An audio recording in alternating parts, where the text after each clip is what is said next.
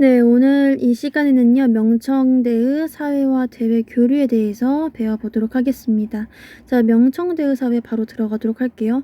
자, 명청대는요, 농업기술 굉장히 많이 발달합니다. 또한 감자, 옥수수 등의 새로운 작물의 보급이 많이 들어오게 됩니다. 그러니까 우리나라로 따지면 조선 후기의 모습을 같이 기억하시면 될 것 같아요. 자, 농업 생산量굉장히 많이 늘어나게 됩니다. 또한 각지의 차, 마시는 차, 티, 그리고 사탕수수 등의 상품 작물들이 활발하게 재배되는 거죠. 그러니까 나가서 이제 판매하는 시장에 가서 판매할 수 있는 상품 작물들도 이제 재배하기 시작을 하는 거죠. 또한 곡창지대였던 창장간 하류 지방은요, 도자기, 면포, 비단들을 만드는 수공업 생산지 중심지로 변화하게 됩니다. 농업과 수공업의 발전은요, 상업의 발달로 이어져 전국 각지에서는 수많은 중소도시가 등장을 하게 됩니다. 한편 해외 교역이 활발해지면서 일본과 아메리카에서 생산된 대규모의 은이 중국으로 유입이 되죠. 이 가장 큰 포인트 은입니다. 자, 은 중심으로 전 세계가 이제 교역로가 확보되는 거예요. 그러니까 지금 현재 우리 세계의 중심 통화 화폐는 달러잖아요. 그 당시 은이었어요. 은이 이제 중국으로 유입이 되기 시작을 하는 거예요. 그래서 이제 은으로 세금을 아예 거두는 제도가 등장을 하는 겁니다. 명청시대에는요, 신사라고 하는 계층이요, 사회를 주도합니다. 신사는 학생, 전현직 관료 등 유교적 소양을 지닌 관료층입니다. 지방관에게 적극적으로 협조하며 향토 질서를 유지하는 역할도 담당했어요. 그러니까 지방에 대한 질서를 담당하는 역할도 했습니다. 이 신사라고 하는 계층은 이들은 부역 면제, 그러니까 그 군사로서 나가지 않는 그 병사로서 뭔가 이렇게 군역을 지지 않는, 또는 뭐 어떤 그 성을 쌓거나 뭐 도로를 개방한다거나 하면 이제 그쪽 가가지고 이제 막 움직이면서 이제 공사도 같이 참여해주는 그런 부역 면제, 가벼운 형벌에 대한 면책 등의 특권을 가지고 있었습니다. 명대는요, 성리학이라고 하는 것을 관학으로 삼았지만 점차 성리학이 이론과 형식에 치우치자, 그러니까 이론적인 내용밖에 없으니까 현실에 반영하기가 굉장히 어려운 학문이다라고 비판의식이 많아지기 시작을 하면서 오히려 올바른 지식과 행위 일치를 강조한 양명학이라는 게 등장을 해요. 자, 명대는 성리학을 관학으로 삼긴 해서 이 성리학은 송대에 나왔죠. 그러나 이제 명청대 가면 이제 양명학이 이제 꽃피우게 됩니다. 자, 청대에는 문헌을 실증적인 방법으로 연구하는 고증학.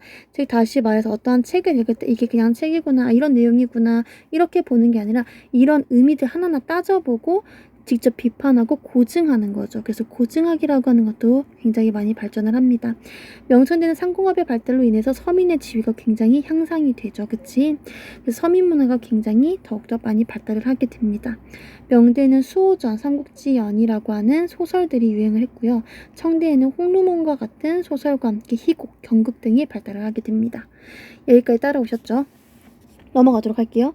명중기는 해금 정책이 완화돼요. 이 해금 정책은요, 왜 했다고 했지? 해금령을 왜 내렸다고 했죠? 해금령. 네, 해금령은요, 명대에 왜구들이요, 일본 애들이 너무 많이 약탈을 하고 침략을 했었어요. 그래서 그 사람들을 좀 약간 제어하고자 바다로 나가는 걸 금지시켰었죠. 근데 이 해금 정책이 명중기에 와서 완화돼요. 그래서 많은 사람들이 이제 중국에 들어오기 시작을 하는 거죠. 특히 천문학, 역법, 지리학 등의 서양 학문을 중심으로 학문을 중국에 소개하게 되었고요. 명대의 마테오 리치라고 하는 사람은요, 고려만국 전도를 만들어서 동아시아인들의 세계관에 영향을 주었어요. 그러니까 지구가 둥글고 중국이, 여기 지금 보시면, 네, 그동안 중국인들은요, 중국이 세계 중심이라고 생각했는데 이게 아닌 거지. 그냥 세계는 둥글고 중국은 그 많은 나라들 중에 하나다라고 하는, 네, 그런 이념을 심어준 거죠. 그러니까 우리가 최고였고 우리가 짱인데라고 생각했던 중국인들의 세계관에 굉장히 큰 영향을 미쳤다고 볼 수가 있는 거겠죠. 자, 청대의 아담샬이라고 하는 사람은 역법을 개정하고 천문기구도 만들었습니다.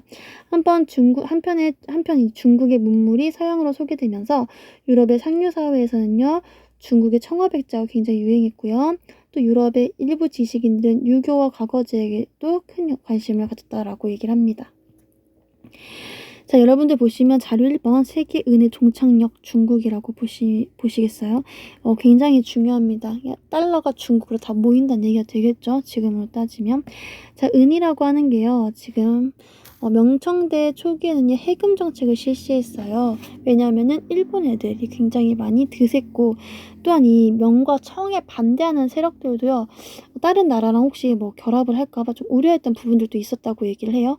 어쨌든 간에 바다에 나가는 걸 금지하는 정책들을 펼쳤으나 두 왕조가 모두 중기 후에는 해금 정책을 느슨하게 만듭니다.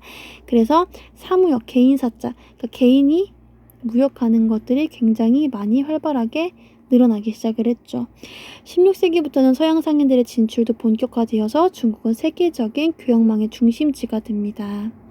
당시 유럽과 이슬람 세계에서는요, 중국의 도자기, 차, 비단 등이 굉장히 인기가 많은 수출품이었고요.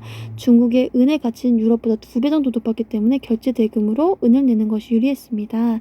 그 결과 일본과 아메리카에서 생산된 대량의 은이 중국으로 유입돼요. 그래서 세계 은의 종착역이 중국이다라고 얘기를 하는 겁니다. 그래서 중국에 굉장히 많은 물품들을 사러 사람들이 다가오고 있는 게 지금 보이십니다. 그래서 비단 도자기가 지금 이 해외로 나가고 은이 유입되는 게 지금 보이실 거예요. 중국으로.